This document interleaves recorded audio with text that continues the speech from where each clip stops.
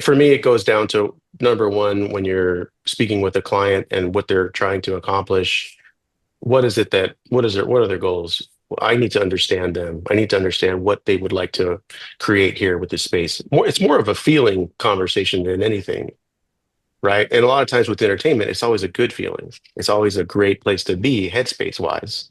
You want people to have this sort of spatial experience when they walk in from the world, the external world, and they go through those doors, that immediately are sort of like taken away and consumed by something. What's your guest experience strategy? You probably have a marketing strategy, recruitment strategy, and sales strategy. But what about intentionally turning first-time visitors into loyal advocates? Hey, it's Josh here, and in addition to co-hosting the podcast, I help attractions do exactly that. From creating a culture of wow moments to empowering staff to recover from service failures, great experiences don't happen by accident. To schedule a free consultation call, visit liebmanleisure.com/attractionpros. Don't leave your guest experience to chance. You should be known for creating memorable experiences on purpose.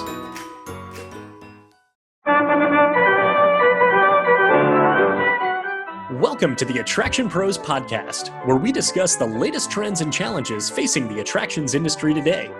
We chat with some of the top leaders in the field and provide resources that will help develop your career in this great industry.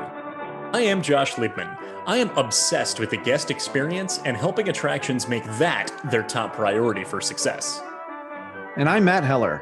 I am passionate about organizational effectiveness, leadership development, and employee engagement.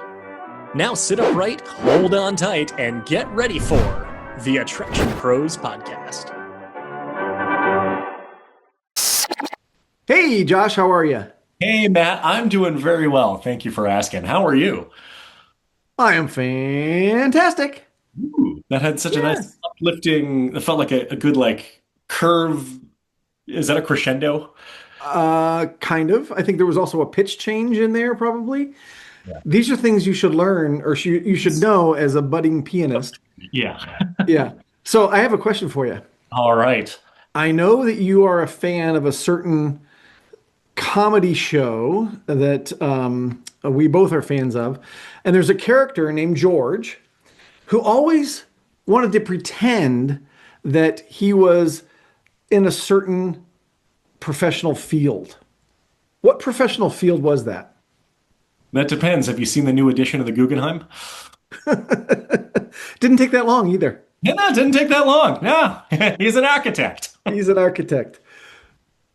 So it's George Costanza, and he wanted always to pretend to be Art Vandelay? Is it an architect? Yes, Art Vandelay is the architect. But we have a real architect on the show today, a gentleman named David Contreras, who is the COO and founder of Pistil Consortia.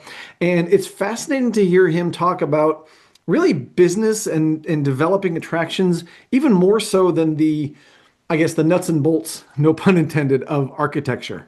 Yeah, no, this was just so fascinating to hear his perspective in the way that a facility is designed. He has a big background in healthcare, so we kind of talked about kind of the medical field a little bit, but also really how that also, of course, is very different, but some similarities to entertainment. We talk about family entertainment centers and trampoline parks and the considerations that need to go into the facility that they are designed, not just from the needs of the physical space, but he really extended that out of talking about, well, how do you want your guests to feel when they walk in? And I don't know if I expected to hear that type of question being asked by an architect of someone who needs to design the facility and make sure that it works and make sure that it's structurally stable and all of that, really being able to extend it out into everything that we're all focusing on in the attractions industry. And that really is about balancing the fantasy of people coming in and seeing a wonderful facility and the reality of saying, hey, this is where that attraction has to go. We have to watch out for those pipes, So that's a really big part of that. But he also sort of took a different track in some of the conversation as he talked about developing leaders and his entrepreneurial journey and where he is from a leadership perspective now and how things have changed over the years, but also leading clients and, leading people, yes, but also, being a leader in the boardroom when your client may not know where they're going or they may not know the direction that they want to go and kind of helping them figure that piece out. So, with that said, should we draw up the plans and maybe import export this interview with David Contreras? Bow, bow, bow, bow, bow. Hey, David, welcome to the Attraction Pros podcast. How you doing today? Hi, doing great, guys. Great to be here. Thank you so much for joining us. We're so excited for this conversation. Can we start off by learning a little bit more about your background and kind of what it is that you do today? Yes, yes. I'm a technical architect by trade and discipline. I've been practicing architectural practice in since 2006, about almost 20 years now. Um, I specialize currently in entertainment and restaurants, hospitality, spaces of fun and leisure, commercial spaces. But I have a big background in healthcare and all different types of different projects. So yeah. Excellent. So, curious, just going back to the beginning, what inspired you to get into architecture? It was really a suggestion from my aunt Madi. She said I was lost, and she asked me, "Don't you want to? You're great at art, and you're great at some math and science. Don't you want to be an architect?" I had no idea what an architect was back then. So I went through the rigors of the schooling, and I found out this is something that is absolutely who I am. And I got the bug, and I just went after it. Um, I went through 5 years of school, 2 years of internship. I under a mentor, like a journeyman, like an apprenticeship. Then you go through you're qualified for your seven exams that are about 3 hours each, 100 questions. I didn't pass them all in the first round. Finally got my license to practice architecture. I could call myself, this is the minimal requirements to be an architect. And somebody in my family tells me, "Did you know your great grandfather was an architect as well?" And I was like, you could have told me that when I first started this whole journey. You could have told me that. That would have been a lot helpful for me, motivating to say. But now I'm kind of glad I didn't know that prior to that, because I know it's in my blood. My great grandfather was an architect in Texas. He has historic landmarks from the 1920s, so over 100 years old. And it's really, yeah, it's very motivating and inspiring. And I feel like there was a calling. I knew I wanted to do it subconsciously, but now that just validated everything. That's so cool. My wife does a lot of genealogy research, and she finds that through the generations, there are very similar, paths that people take for their careers. And it's not a surprise that your grandfather was an architect, and now you are as well. So I'm curious, David, can you kind of walk us through what you do now with Pistil Consortia? So Pistil, we're 5 years old now. This is the company we started during the height of the pandemic, and with me and my wife. She's the majority owner. So she wanted to give the practice a shot. It was something that I thought having your own practice to run a firm was daunting. I couldn't imagine doing it. And she's the one who really took that initiative. So we started in our garage, pretty much in our house during the pandemic with the kids at home, banging on the doors, trying to build the company during the height of the scare. But we put one foot in front of the other, and we built something that we were able to combine both of our expertise. She's also an architect, obviously. She went to the same school as I did, and I joined her about 6 months later when there was some mass layoffs during that time. And I wasn't sure how it would go, but yeah, this was the reason that we started everything. Um, we ended up, going through all of the trials and tribulations of entrepreneurship that they don't teach you in architectural school. Nobody really teaches you. I think you have to learn it the hard way. We made all the mistakes, but I think we were very motivated. We were very motivated to keep going. We thought we had something special. We believed in ourselves and what we could do. That wasn't the problem. The problem was convincing other people that they should trust a startup. David, can you expand a little on the why? You said that your wife Yeah. wanted to start this during the height of the pandemic, start a new business. And, I think that there was a lot of entrepreneurial buzz, around that time for a lot of people, but also a lot of entrepreneurial uncertainty, which sounds like that you faced that and, had been faced with those hurdles as well. So curiously, why start an architecture firm in the height of the pandemic? I think really it's the technology just made it easier. I think the acceptance of the communication platforms of not being able to need to be in the rooms with all of your clients, being able to have meetings just like these Zoom calls now that are everywhere. That changed really the game. I was doing Zoom calls 2 years prior because I was a road warrior. I was always running projects in different parts of the country. We were based in Dallas, Texas. So I was running projects in California and New York, and I'd have a team back in the office, and I would feed them information, or I would bring them along for the meetings. So we felt like it was doable with the technology that was available and the acceptance of being able to conduct business that way. We didn't know that it would work and that it would continue to work. But that's really, I mean, that what the I mean, the why was we wanted something for ourselves for sure. We wanted to be business owners. And I think a lot of times people sell you on the dream of be your own boss, but what you don't realize is that you're everybody's boss when you're running your own firm. You report to everybody, every client, every mistake, every employee that you hire, every consultant that you work with. So it's really, we're finding that entrepreneurship is meant for certain types of people. If you want to be comfortable and you want to, you know, have some sort of stability or security and a routine, then entrepreneurship is definitely not for you. You also have to sacrifice a lot. So I think all of that work we put together was sort of we reached a point of no return where we said we wanted to do this. Now we're doing it. Now we can't go back, and we started to just compound and add to that. One client would turn into three, would turn into nine. The projects really just grew from there, and it's who we are. It's what we want to do, whether the times are low and we're scraping by. We're still going to practice architecture. We're not going to do anything else.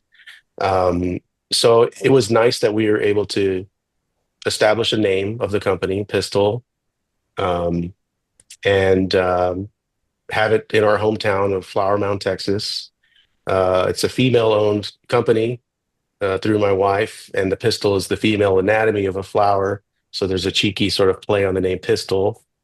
We currently have projects all over the world now. We have them all over the country, all over the world. And people always ask me, what does it mean, pistol? Is it because you're from Texas and you like guns? And I say, yeah, it's okay. But the ones who know, they like it. Yeah, we like it too. It's unique. That is unique. That's awesome. And I'm going to ask you another why question, which is from an architecture standpoint, you could design for any industry. So why the entertainment industry? Yeah, great question. I mean, when I started, uh, even during school, during college, I was wanted to be a healthcare architect. I thought that was my world, healthcare. I thought there was a grave importance there. It was a serious side. I felt there was a value in terms of, you're creating these spaces that have all these considerations for the health and a recovery um, and healing. And you have considerations like infection control and highly technical equipment for X-rays and for CT scans and pediatric infusion and operating rooms and all that good stuff, right? I was baked into the way that the technology is integrated with architectural space from the vantage point of how does that contribute to the healing process. I felt I was part of that. Flash forward 10 years after that, I mean, you're talking about somebody that's kind of developed maybe probably the hardest aspect of the profession and designs, which is healthcare. And I mean, so rigid, so focused on the technical aspects of things that I I had blinders onto the other aspects of the world. Like really, I didn't know, I didn't know much about how any other things got put together. It was saturated. So at the time we had moved from Huntington Beach, California, back to Dallas, Texas. And my wife had gotten a job there, so I quit my job as a healthcare architect in California, and I got a job with a design build firm that really does all kinds of commercial projects. They gave me my first entertainment project in is a family entertainment center. I'll name them Urban Air, which was great, and we've been working with Urban Air for over 5 years now. That has since opened my world to a whole new, I guess, a whole new degree of thinking, a whole new way of experiencing space. And now I go from the very serious, rigid, technical side of healthcare into now I'm creating space just as equally, in my opinion, spaces of leisure, spaces of respite and entertainment and fantasy, and places you can go with your children and your family and have them run around um, and lose yourself in a little bit of imaginary play, which I just think that's an endless, that possibilities are endless with that space. So I'm very excited to um, be a part of these projects. I take them as just as serious as my healthcare projects, and I see them as just as necessary, just as important as any other type of space. Mm.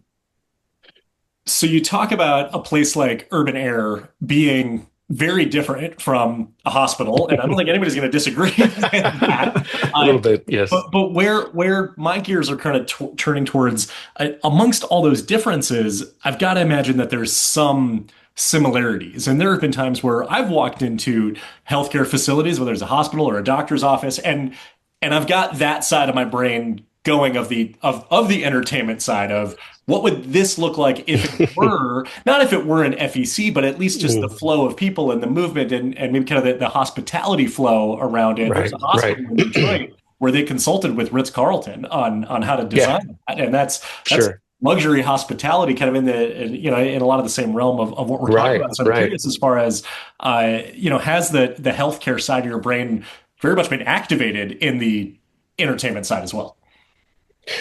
No, absolutely. I think healthcare projects, I feel like I remember I had a mentor, Rod Booz, I think he's retired now. And he told me something that stuck with me that healthcare, you can do healthcare for life because you get a little bit of all different types of projects. You're not missing out. You get the hospitality aspect of it because of, maybe patient rooms and concierge services. You have restaurants inside hospitals. You have some entertainment things, parking garage, utility spaces, all kinds of things like that. And yeah, that stuck with me. So I tend to I make the connections between the way that I would put spaces together for healthcare very, very similar to how I put together entertainment spaces. For me, it goes down to number one, when you're speaking with a client and what they're trying to accomplish, what are their goals? I need to understand them. I need to understand what they would like to create here with this space. It's more of a feeling conversation than anything, right? And a lot of times with entertainment, it's always a good feeling. It's always a great place to be, headspace wise. You want people to have this sort of spatial experience when they walk in from the world, the external world, and they go through those doors. That immediately are sort of like taken away and consumed by something. But it flows. It feels like it is hospitality. It's you go and you get greeted. You go through the sequence of checking in and going through um, you're signing your forms and your releases and things like that. And then from that point, it's sort of like, where do I want to go from here? How do I want to um, have this fun time with my family and friends? Do I want to go? How am I going to interact with this piece of equipment, right? For example, or this attraction? How does that work? There are physical parameters to the types of equipment that are conducive to creating these worlds of spaces, right? So very similar to healthcare, we had to really be on point with the dimensioning of where our equipment would be, especially with equipment involving lasers and um, radiation and scans. They had to be bolted to the ground. You had to be in alignment. We had certain articulating arms that would go over an operating table, for example, and a nurse's station versus supply cabinet. So this would be conducive to the activities of having an operation. Same thing with, on a very, I mean, a less serious level, obviously, but you're going through this motions of design with the user in mind, right? You want them to have the um, most fun and the best use of that space at the same time, right? So that involves all your senses, really. It involves your sight, right? So the visual play of a space, for example, like when you go to a restaurant and you sit down and you have a plate, you're plated, really your brain is making the case for why this is going to be a great meal. You're getting excited about that visually. Maybe the smell has something to do with it as well, but it sort of um, determines how the taste is maybe an afterthought, maybe the second or third down the road. Same thing with the entertainment spaces. You're there to have a good time. You're there for a feeling, but all of those senses come into play too. The way you experience a space when you walk in, what's your first impression, right? There's a foreground, there's something in the background happening way in the distance, there's some things happening in the midground, and you're getting excited. You're getting anticipation about, okay, what do I want to do? Um, if they have a cafe or some type of a component where you can sell food, a lot of times the olfactory has a play into it as well to kind of bring you in, and make you want to purchase more concessions and stay a little bit longer and have a good time. So with me, the entertainment space, I'm taking a lot of that to considerations that I did with healthcare, just understanding everything you would want to know about it, and then making sure that whenever I have a project in front of me, that I'm making the most out of that space with that opportunity and that particular client of what they want to do. Yeah, it's so interesting how you connect the dots between the words hospital and hospitality, which are almost the same word anyway. But I think it's Yeah. really interesting from your perspective, from an architecture, how you're connecting those dots. I'm also curious because you were just talking about the client, and if you think about a trampoline park or an entertainment space, you want it to look whimsical, you want it to look great, you want it to be, everything that your guests want it to be. And we talked about this a little bit before we started officially recording, but at the same time, you've got ROI that you've got to worry about. You've got, very practical considerations. So from an architecture standpoint, how do you balance those two things?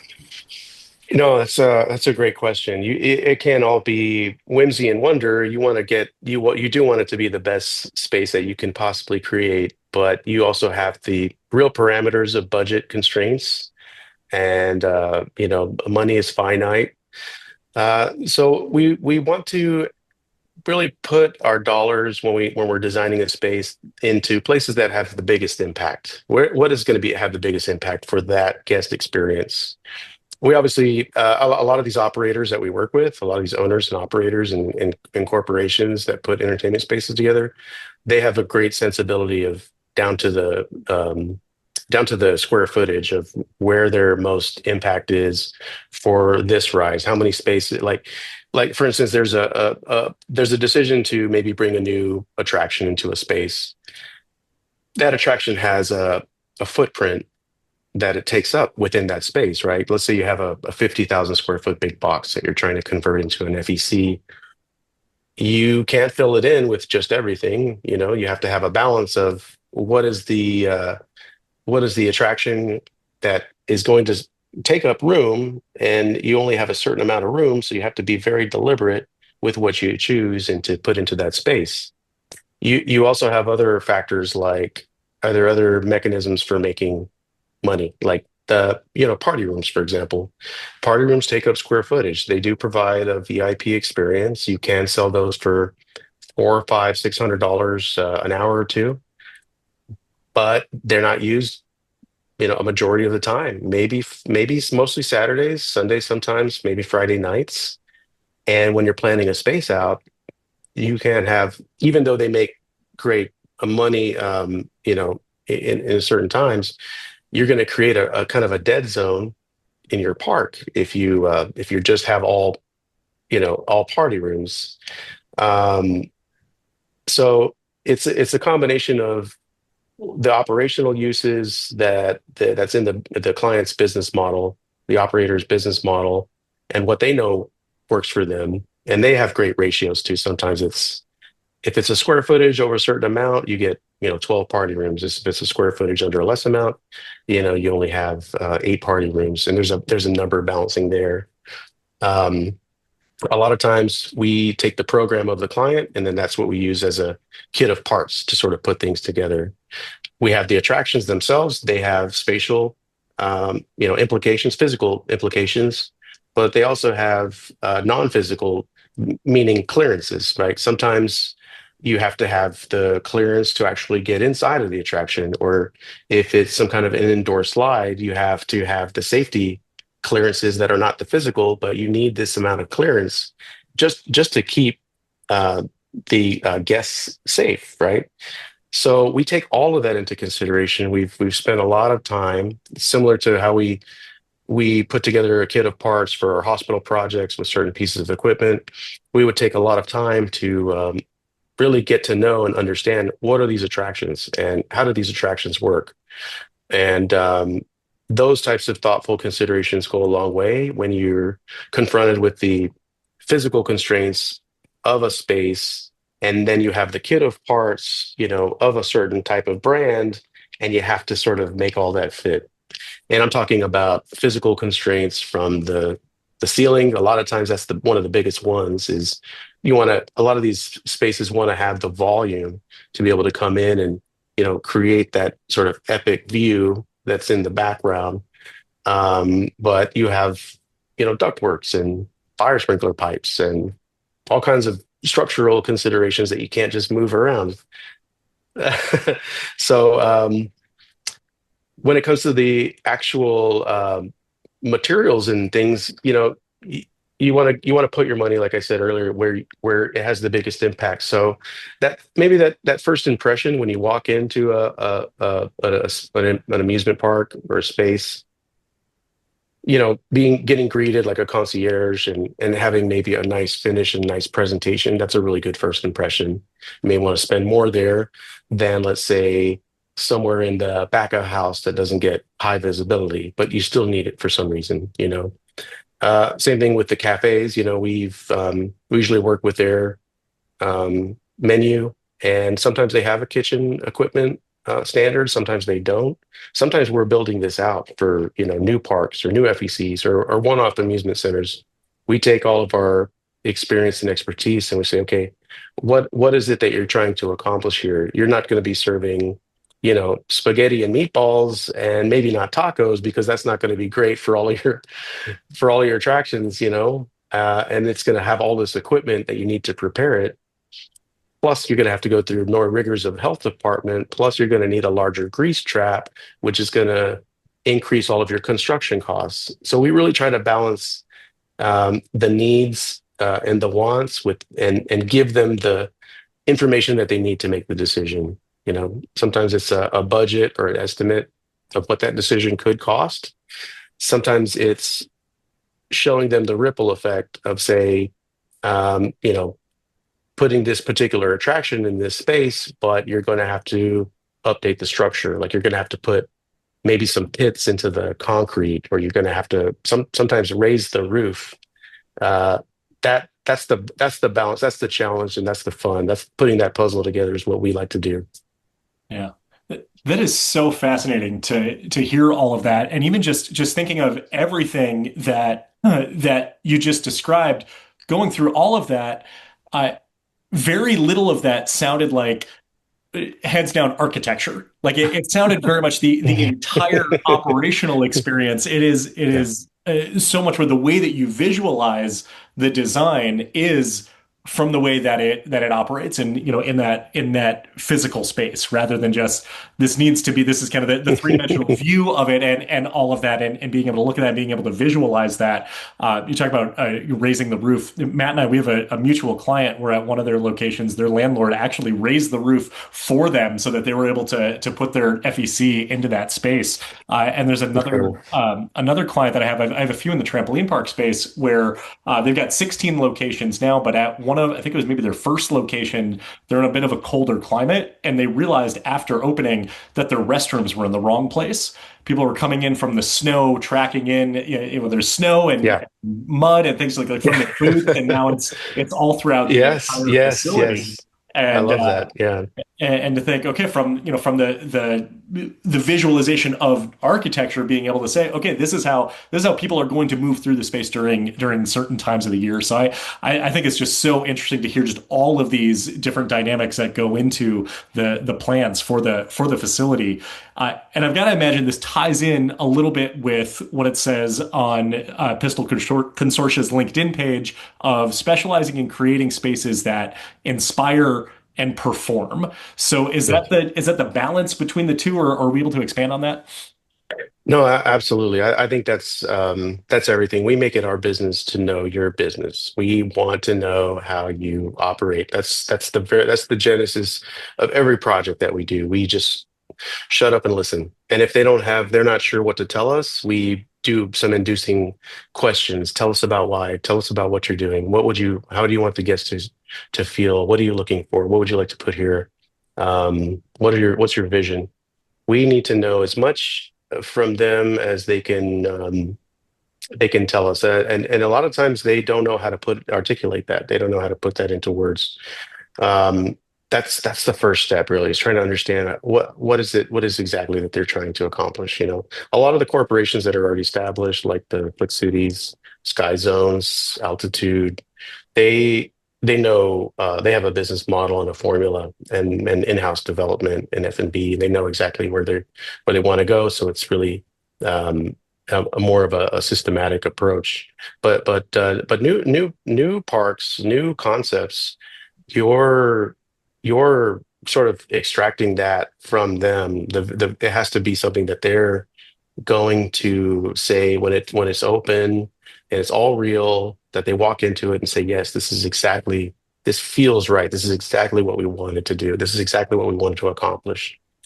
I think that example that you gave about the cold climate, trudging what do you do with the jackets, right? Where do you Yeah. put the what do you do with the boots, the snow boots and all of that mud? And that's also a liability, right? You're going to have people that are going to fall and slip. You're going to have, you know, there's other considerations too, like the restroom. Sometimes you go into an existing space, and because it's a retail space or mercantile, they have the restrooms towards the front, so you can use them before you shop and use them before you leave. But in FECs, a lot of times they don't want the restrooms in the front because they don't want their kids to be too close to the exit. So there's a real challenge of trying to figure out how do we economically maybe move those, towards the back. Um, all I would say is that the balance is all in the consideration. Like, do we actually care about what happens, or are we just going through the motions? And a lot of times people relegate architects to people that draw things, right? Draw me a circle and a square and call it a day. What am I paying for here? I got my cousin here. He's in architecture school. I think he can do this too, right? That's not what we're doing here. We're talking about the value add, the operational considerations from one decision to the other that will have huge implications in cost. And you got to live with this space for what the life of the lease, 5, 10 years.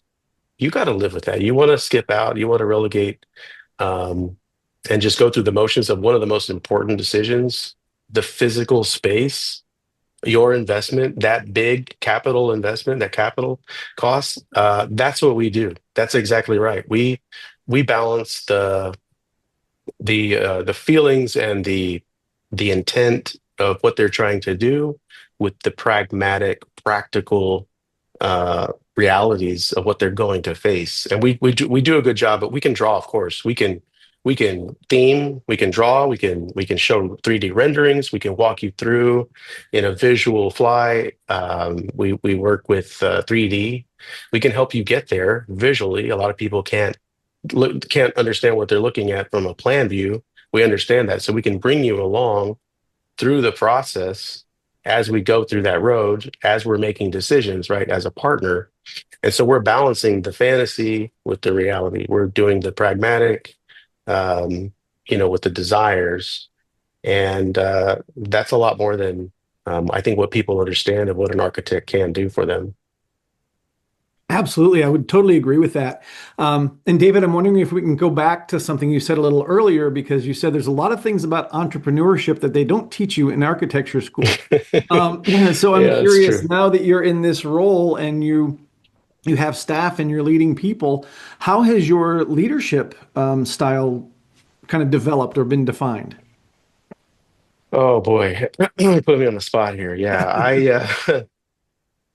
I would say I think it started with more of wanting to be a mentor, wanting to give people that were young in their careers um, an advantage, a leg up. Like I felt like when I was going through my career that I had few mentors, and if I knew what they knew, um, I could get through my career in a very short period of time. I can get to a deeper understanding because in the profession it builds on it, right? You have to have some foundational knowledge as tools, and you put those tools together to create combinations of things, right? And I think a lot of times the younger generation, especially, they go through their careers and they just see it from maybe one vantage point.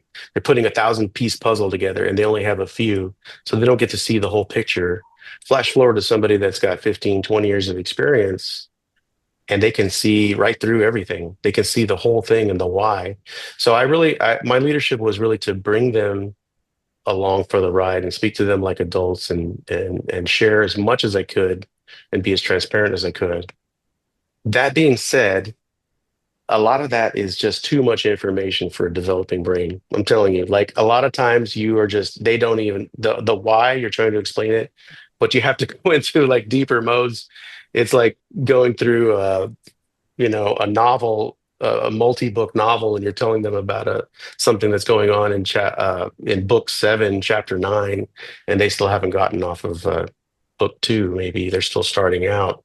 So I've kind of toned that back a little bit. I've also been less involved on a project level. I tried to, especially up front in early client interactions and understanding the why. I try to be involved, but my leadership style has changed. I have taken less of a hands-on approach and more of a delegated approach these days. I feel like there's a couple of reasons why. One, because my capacity to be everywhere all at once is it's a losing battle. I can't do it. I want to be. I'm very excited about this work, even though it's long and exhausting. I love it, but also I need the generation that's coming up to make their own mistakes and cut their own teeth and have internalized issues that they go through. That makes them stronger. They become better decision makers. It ignites something in their brain. I'm not sure what it is, but they take ownership of what's in front of them instead of kind of running to me or to their senior manager. They are building the tools that, whether they know it or not at the time, I don't know if they do, they're building the tools that are making them better architects for their careers. It's they're internalizing this is for them. And so I'm still learning as leadership. I think my leadership, I mean, there's levels to it. I think, there's levels to, um, I really agree that anybody really can be a leadership, somebody that wants to, follow you, somebody that takes the initiative and is proactive. That's certainly true. But there's, layers and layers, and then there's layers outside of that that just get scarier and scarier and scarier. And I think the more that I develop leaders, um, I feel like the better off we are as a group, as a company. The more leaders, that people that can manage, that develop their sensibilities of putting projects together, the emotional intelligence of shepherding a client, through a very um, uncertain process. A lot of times, these people that are developing, maybe they hire an architect once in their life, and it's like the luck of the draw, the client with the project manager that's assigned to them. I need my staff to be leaders within themselves, but also shepherd the clients through this process to instill confidence and be confident in themselves and their own capabilities to be able to execute. Because there is a lot of considerations. There's a lot of big data. There's a lot that goes on to putting a place together.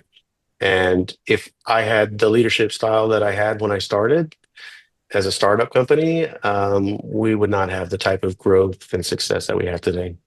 Hmm.